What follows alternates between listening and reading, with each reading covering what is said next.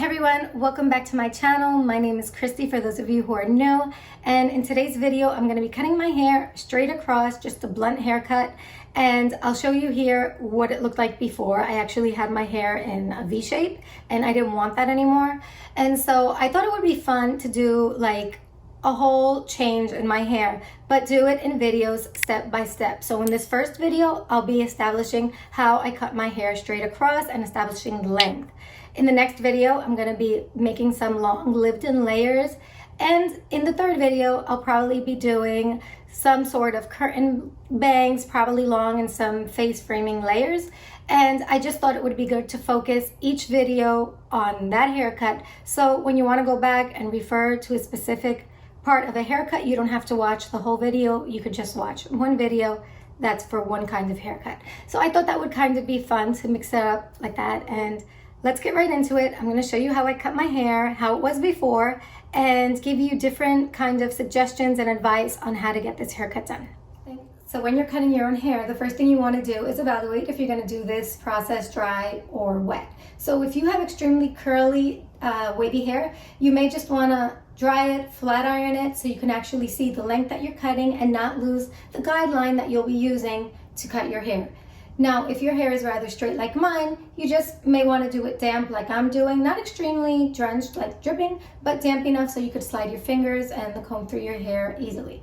So what you're going to need for this haircut is a rat tail comb so you could divide your hair, a brush in case you need to brush out any knots, a scissor intended for cutting hair, that's very important, not a kitchen scissor, a regular scissor for cutting hair, and either hair clamps or hair ties, whatever you have on hand.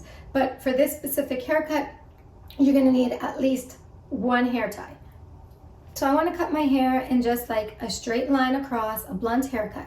Right now my hair is very long and it's in a V shape, which I don't want anymore. It kind of got there by accident just by being a little lazy and cutting my hair or all towards the front, and it kind of just ended up over time in a V shape. I'll show you what I mean. This is what my hair looks like right now. It's very long and it has this V, and I'm not going for it anymore. I think it's important to note, and I've seen it so many times on videos, how people react when they cut their own hair. And when you do that method that we're gonna do today, most of the time you're going to end up with the back of your hair looking like an A-line haircut, where the front it gets longer and the back is shorter. So it's not that you did anything wrong. That's exactly what was supposed to happen, because you over directed the hair on the side to the back and you cut it to the length that you wanted it in the back, and the hair in the front, since it was over directed and pulled back, now that hair is longer. And that's actually how you do that A-line haircut. That looks very pretty, especially in shorter hair. Another way that I've seen people do it is that they bring it all towards the front, which was what I was doing for a long time. And they just look at their hair and they cut straight, a straight line, and you'll have that perfect rounded haircut. And so those are two ways to do it, but just know, if you over direct to the back, the front is gonna be longer, the sides are gonna be longer. If you over direct it to the front, the back is going to be longer. That's just the way it is. It's not that you did anything wrong. Now, the problem is, what do you do when you want it straight across, like a real blunt haircut? And that's what we're going to do today. So what I'm going to do today is just part it right behind my ear, and I'm going to leave that out. First of all, my hair has a V shape, so even if I bring it all to the back, this isn't gonna really look like an A-line haircut because it was shorter to begin with, and I'm getting rid of a V point, right? I want it straight across. So I'm really not gonna, why would I bring that back? I'm not gonna cut it. And not only that, when you put a lot of hair in the ponytail and you decide you wanna cut it, I've seen people like with an enormous amount of hair just like going for it with the scissor, and I could hear that chopping sound in the scissor where you could just hear like the hair just like crunching together and the scissor trying to get through it. And it just makes me like, I just want to like cover my eyes and get to the end and see what happens, because when you're chopping your hair, that much hair with the scissor, it's gonna look choppy. It's not gonna look like perfectly cut hair with a nice blended line. It's gonna look like exactly what you're doing, chopping it. So we're gonna go little by little. You want to part your hair right in the center so that it's the same length on each side. And I'm going to part that right behind my ears.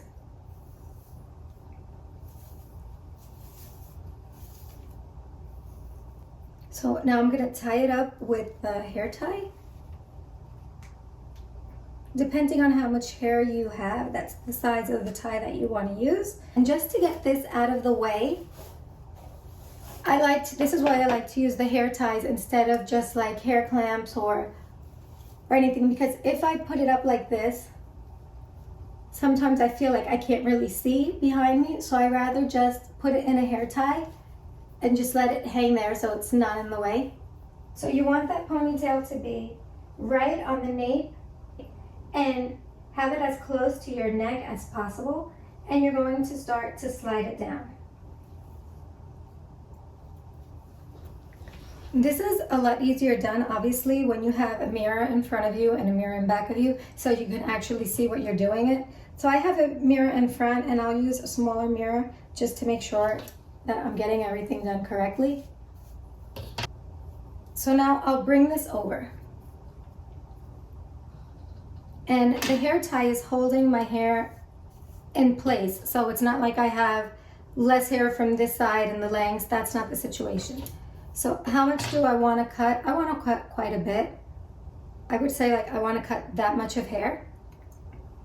And in some cases, you may see where they cut the hair on top of the hair tie. I don't like to do it because that's where you hear all that hair just like being chopped all together, and it's kind of hard for your scissor to get that job done and your hair looks choppy. So in this case, I'm just gonna go right underneath my fingers and I'm gonna cut about that much of hair. And so my fingers are gonna be my guide. And I kind of like spread it out a little bit like this, and then I start to cut. Now, you could go in and cut straight across if you like to, but if you want to do that, don't go past like maybe like an inch on your finger. Don't try to grab like the whole measurement of your finger, because if you look at the way the fingers are, they have like this curve, and if you cut the hair just like that, that's exactly what you're gonna see. Or you could go in and just point cut like this. You go straight, your scissor is gonna go straight up into your hair like this, not slanted, because that's exactly how it'll be cut. That's what you see. You kind of want it like this, a point cut, and that's just so the line is blended and looks a little softer. So this is how I'm gonna do it. I'm just gonna cut.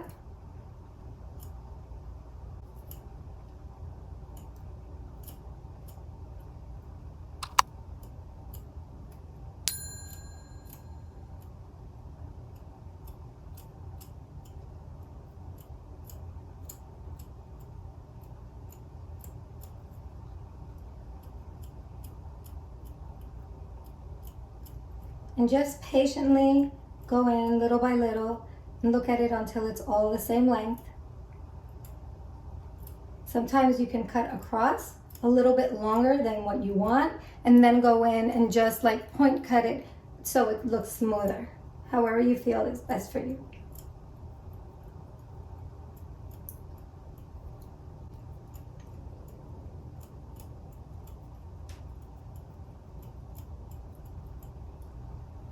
I'm going to let it go and see.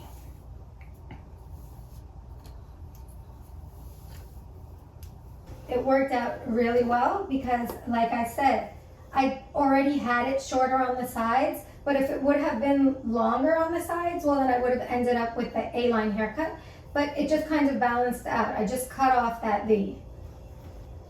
Now let's see how it measures up in the front on the side. My hair was just one length, and you would be able to see how like a perfect slanted line like this all the way to the front. But I have some shorter layers in the front that I don't want to bring my hair that high up. I don't want to shorten it that much. So I'm just going to leave that there.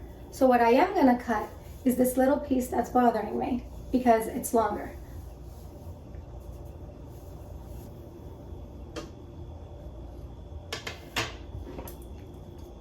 And I'm just going to get rid of that little piece.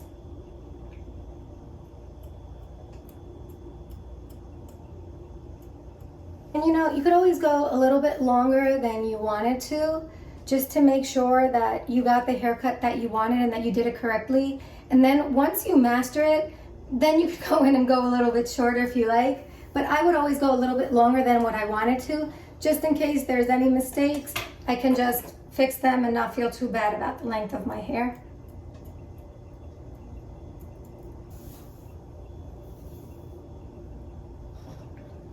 That looks pretty good.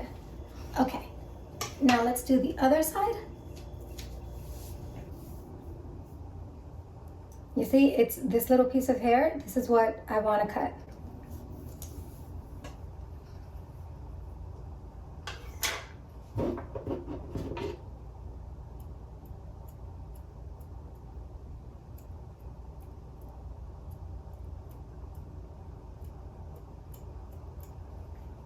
So if I bring the back towards the front, which is kind of dry right now, and I brush it down, and then I take this and I brush it down, you'll see kind of like that slant that I was talking about.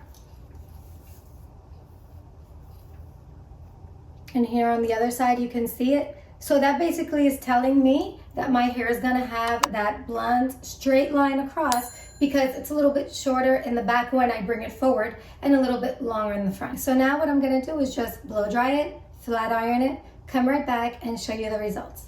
I'll be right back. Okay, so I'm back and this is the end result.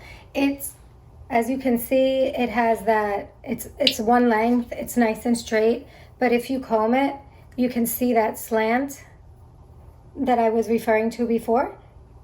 That slant, that means that the back is a little shorter than the front, which is what you want when you want to do your hair in one length, just blunt, straight across. That's the result that you want to see in the front. You don't want it to be a straight line, because then that'll mean that the back is longer than the front. And you don't want it to be also like too long in the front and then it's shorter in the back. You want it to be that perfect slant. And now I'm going to turn around and show you exactly how it looks in the back.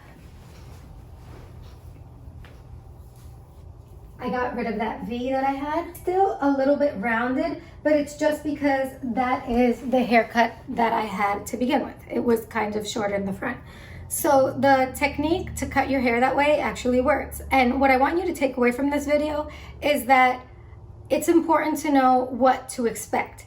When you're going to your hairstylist and we're cutting the back of your hair and you want it straight across, or any kind of haircut, we have to set a guideline that's gonna tell us, okay, I'm gonna use this guide all along my hair during the haircut to measure the lengths of the hair. So when I made that ponytail in the back, and if my hair would have been longer, I would have ended up with that A-line haircut. That first piece is just my guideline. You have to start somewhere. And so if you were in a salon, they'd start with that piece, and when they finish the back, the front would be longer. And then they would just keep on measuring and even everything out. But in this case, we had to start with the ponytail, and that's what you get, that A-line haircut, and then you just start working your way to the front and evening things out. It's not difficult, it's important to know what to expect and not to panic while you're doing this. If you're in a rush, don't try to do it. Do it when you have more time. If you don't feel like you can do it, just go to a hairstylist and make them do it. And also, is to first leave some room for error. Don't cut shorter than what you wanted or exactly the same length that you wanted. Just leave a little bit of room just in case you have to go in and fix something, or maybe you placed your scissor the wrong way or you didn't measure correctly. So you have some room to play with in case you do make a mistake, which could happen. And also remember, when you're cutting the hair, don't dig into like these big chunks of hair on top of a ponytail and just go in with that scissor and you hear all those cutting sounds and those chunks of hair just trying to get in there. Don't do that, because the end result is going to be exactly that. Choppy and probably not blended and soft and even straight. Nobody goes into a haircut thinking, oh, I want this to look choppy and ugly. No, you go into this wanting to get it done right and have it look blended and soft and beautiful. And that's what my intention for this video was. I hope it's useful, and I love reading the comments of how it went for you and if it worked. So I hope you enjoyed it, and until the next time, bye.